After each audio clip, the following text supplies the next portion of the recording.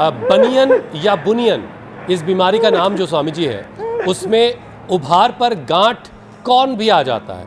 ये कौन की परेशानी तो तलवे में भी कई बार बहुत सारे लोगों को होती है। तो स्वामी जी योगाभ्यास के साथ साथ ज़रा ही समझाइए कौन कैसे बन जाता है और इसको हटाने का क्या उपाय है। क्या इसको गलाया जा सकता है या कैसे इसको निकाला जा सकता है? बार बार उल्टी दिशा में रगड़ लगने से फिर वहाँ पर पहले चमड़ी हार्ड होती है, बाद में कोण बन जाता है।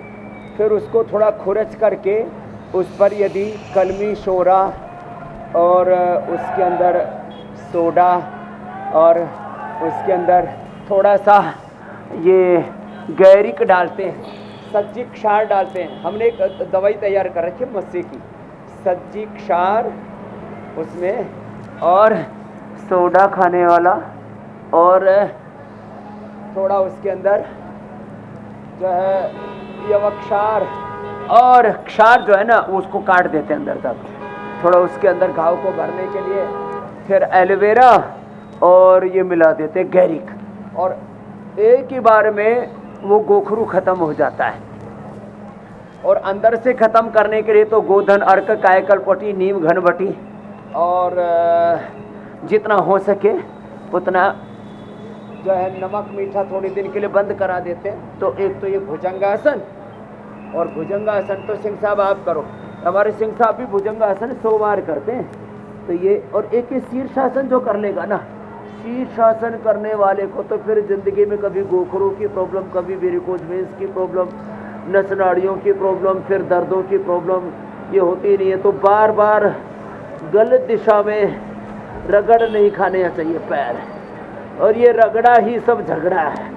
अलग अलग दिशाओं में हम रगड़ खाते रहते हैं, कहीं पैर रगड़े जाते हैं, कहीं हम खुद रगड़े जाते हैं, कहीं हमारा तन, कहीं हमारा मन, कभी इंद्रियां, कभी हमारी आत्मा रगड़ी जाती है, कभी हम सामाजिक रूप से, कभी राजनीतिक रूप से, कभी आर्थिक रूप से रगड़े जाते हैं। तो ये सारा रगड़ा झगड़ा, ये सारा झंझट, ये सारा टंटा मिटेगा ये जब योग करेंगे। तो शीर्षासन ये करना चाहिए सबको, तो कौन कभी होंगे ही नहीं। देखो हमारा भी पैर जो है खड़ाऊ पर पिछले लगभग 40 साल से, देखो ए भैया ये इधर खड़ाऊ देना। अब देखो हमारा ये खड़ाऊ है, अब देखो ये घिस गई है यहाँ से, ये देखो ये इसमें गड्ढे पड़ गए, इसमें गड्ढे पड़ गए, लेकिन हमारे पैर में आपको कहीं पर भी कुछ कोण और कुछ भी दिखेगा नहीं। ये देखो, हाँ अंगुलियों के, और ये देखो जैसे जैसे अंगूठा है, अंगुलियां हैं, और ये देखो अंगूठे के नीचे वाला भाग है ना, उसका यहाँ निशान पड़ गया है। अच्छा स्वामी जी, लेकिन मैंने कई गुरुओं की खड़ाऊ देखी है, तेज निशान है, बाकी का कम, वो एकदम पतली सी होती है। तो इसका भी कोई फर्क होता है क्या?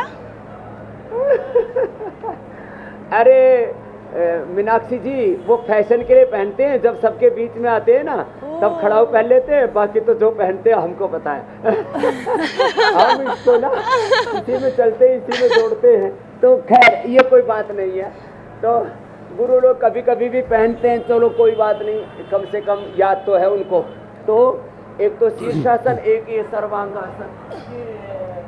लेकिन स्वामी जी आसान नहीं है।